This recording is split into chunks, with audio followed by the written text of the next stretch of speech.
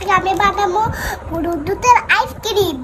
গরুর দুধে সবাই দেখতেছে, পিছনে আমার কিছু হবে না তো, পিছনে আমার কিছু হবে না তো। A few moments later. Guys, আমি তো খালি গুঁড়ো দুধ দিয়ে দিই। তুমি সবগুলা গুঁড়া দুধ দিয়ে দিলাম, আবার চিনি দিয়ে দিলাম, নাড়া দিয়ে দুধ একটুখানি ডাল দিয়ে দিলাম।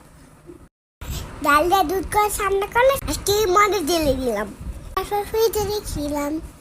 আল্লাহ, কখন সকাল হবে আমি খাবো আইসক্রিম। 10 hours later. আইসক্রিম খুলে ফেলছি।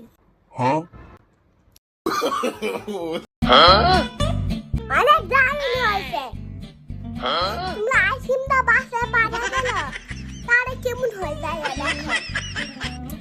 তোমরা বাসায় তাই করো, দিলে তাহলে